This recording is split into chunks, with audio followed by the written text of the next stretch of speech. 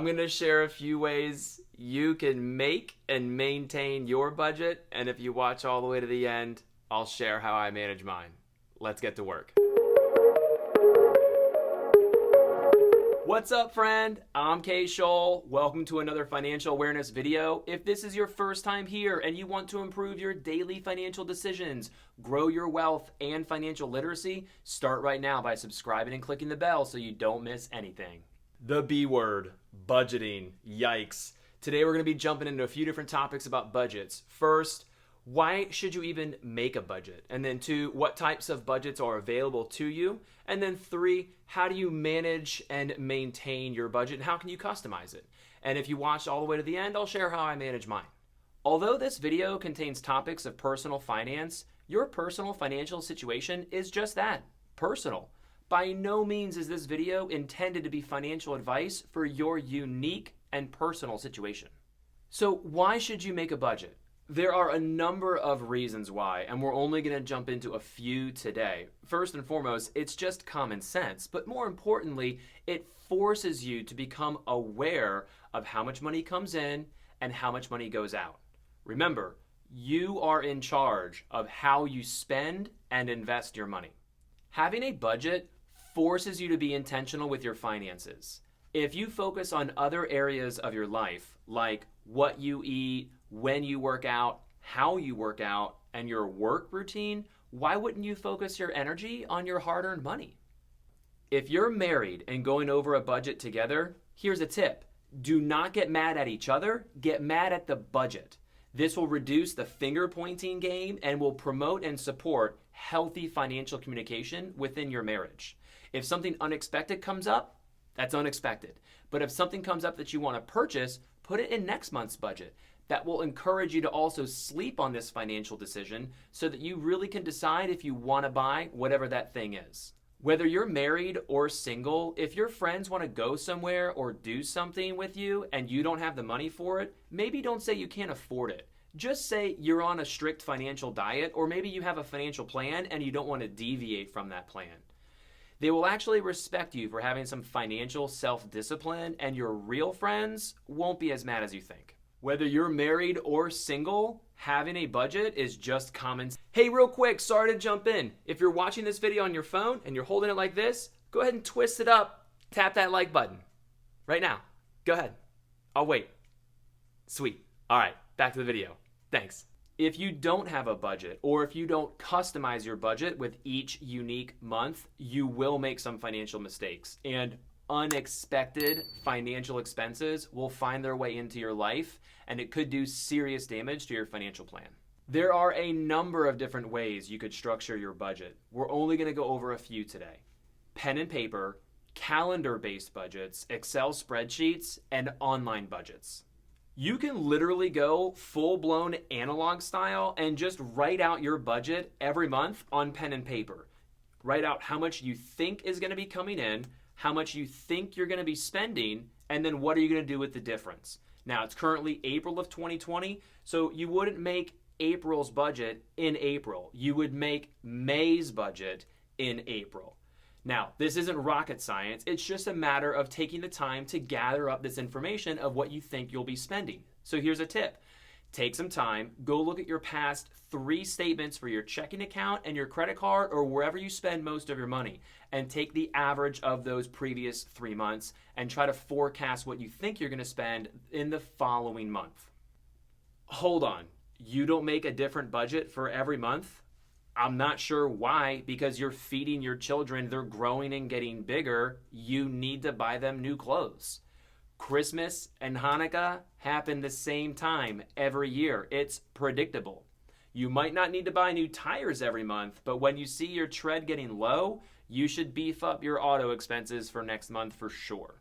If any of this video has been helpful for you, share it. And if you've been meaning to do a budget with your spouse or boyfriend or girlfriend, text them this video. It'll help start the conversation. Calendar-based budgets. The main benefit here is that they are very visual. You can easily wrap your mind around when money is coming in and when it is going out throughout the month because you can see the dates on the calendar. So if you do this, put it somewhere where you know you will see it often. maybe in your bathroom, maybe in your closet, maybe in your kitchen, somewhere where you will see it regularly to remind you of when certain expenses are coming out of your account. Online budgeting. If you're willing to put your budget on the internet, there are a number of great websites you can go to. Not sponsored, unab.com and mint.com are just a couple of the many locations you could go. There are pros and cons to using online tools to manage your budget. I actually think the pros outweigh the cons, but a few of the downsides would be there's a monthly subscription that could range anywhere from $7 to $12 per month. You're going to need an internet connection, which shouldn't be a problem, but you have to be willing to give your data out because many of these online websites typically encourage you to give them written authorization to pull your information in from your checking account or your credit card or wherever you spend your money so that they can track your budget and track where your money goes. Now, if you're willing and comfortable giving out that much data, then no problem. But if you're one of those people where you're just a little bit uneasy with that, then that will be one of the downsides. There are a number of different benefits of using an online service to help track your money and manage your budget. With the advancement in technology, you can now be emailed, you can be sent text messages as you are approaching the limit of your budget or as you are exceeding your budget in any particular area. So if you need that type of accountability, that can be very helpful. Personally speaking, I have used a simple Excel spreadsheet budget for each unique month, and I have managed and customized it each month for years. So we'll jump into that in a moment. Managing and customizing your budget is not difficult. It just requires some time, some patience, and a little focus to detail so that you can track what your previous expenses have been, average out what you think they will be for the next few pay periods or for the next few months. For example, if you know that you're going to be going somewhere in August or September later this year, you might want to figure out how much you're going to spend for that trip, when you're going to book the flight, how you're going to pay for the flight, and cash flow out of every paycheck, what you think you're going to be spending on that trip. Again, it's not hard, it just requires a little bit of thought. So where should you start? In my opinion, if you've never made a budget before, go analog. Grab pen and paper, pull out the last 3 months of statements for your checking account or your credit cards, wherever you spend your money, and write everything down to see where your money is going. This level of commitment and effort will force you to learn firsthand where your money is going. It will help you appreciate the online versions of budgeting and will also help you memorize how much you spend in certain categories. We use a priority-based strategy through a simple Excel spreadsheet. So let's jump into that. Okay, so let's dive into these numbers. We're going to start at the top. As you can see, here is your income noted in green, $22.50 in this hypothetical example.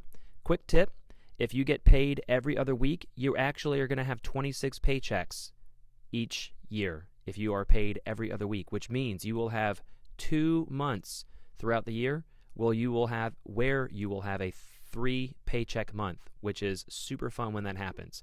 When that happens, if you are only budgeting for 2 paychecks that month, then you will truly experience what that third paycheck feels like, and you could allocate those funds towards whatever your financial goals are at that time. Very nice. I mentioned this is a priority-based budget. Your priorities might be different from this. As I mentioned, this is just a hypothetical example. But, for example, when you get paid, you want to save some of your money. You want to pay yourself first, in my opinion. If you are still saving up for an emergency fund, maybe you want to save $50, for example, per paycheck. That's one way you can do it. However, you have to feed yourself. So we've got food, grocery, dining out, could be drinks with friends, could be some takeout, or maybe some pizza. You need to make sure that you stay up to date with your utility bill, with your rent or mortgage. And on that note, one other example, these funds for the hypothetical May 8th or May 22nd paycheck, these are for the month of June. So this is a very comfortable, stress-free way to go through life if you can manage your money this way. So if you are saving money out of every paycheck, then you will have the June 1st mortgage payment or the June 1st rent payment by May 22nd. So as you are ending the month of May, you have very little or less financial stress if you have the June 1st rent or mortgage payment already in your account.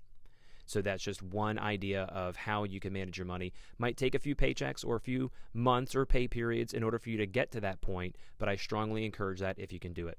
Now, as I mentioned, your priorities might be different. You might not have a car payment, or you might have a higher car payment than what you see here. You would want to modify these numbers based on whatever your personal and unique situation is. For example, some people don't have daycare expenses, some people do. Some people don't have additional insurances, some people do.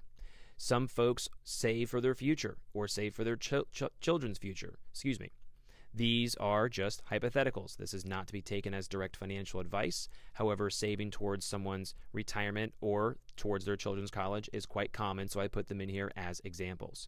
Now, earlier in the video, I mentioned, what if your tire tread gets low? Well, this is the area down here where you might not need to be saving for some sort of automotive expense every paycheck, but as you can see here, here's car. So if you need to spend an additional $300 on buying maybe a couple new tires, then you might want to allocate that here, and that will have a direct impact on how much net after-tax money is left over. So in this example, on May 8th, you might have an additional $247. Well, if you're saving for a vacation, you might put all of that money right there. If you maybe spent a little bit too much money on your credit card, you might want to put an additional $102 on your credit card. Now, you might be asking, why are these color-coded? And I'll get into that now. My wife and I have customized and manipulated our budget for many years, and we've come to this particular format, which we like. As you can see here, everything in this yellow gold color are items that stay and remain in our checking account, right? So the rent or mortgage is automatically paid or automatically withdrawn. Your utility bill is automatically coming out as well. However, everything in this dark red color here could essentially be charged on a credit card, and that's how we manage our cash flows. So what we do on May 8th in this example is we add up everything in red and we make a lump sum payment towards the credit card and we pay it off in full. Now, this is a living and breathing document. If you were only budgeting $22.50 for the May 22nd paycheck and $23.86 comes in, if you notice down at the bottom, that's an additional $136. Well, you can apply that towards whatever your financial goals are at that time. So like I said, this is something that you use at least 2 times a month, if not 3 or more, as you have budget discussions with your spouse or as you review how much your income is or how your financial priorities might change with some of your discretionary income based on vacations or paying down debt or saving additional cash. So I hope this was helpful. If it was, let me know down below. If you have a different way of managing your budget, let me know. I will, as a bonus, if you have watched this long, I will actually save this budget format in a Google Doc, and the link will be in the description down below. So if you like this video, I'd appreciate it if you give it a thumbs up. After looking over your budget, if you found some extra money, go check out my other videos about how to improve your credit score and saving for your future. Subscribe if we've earned it. Go live your best life.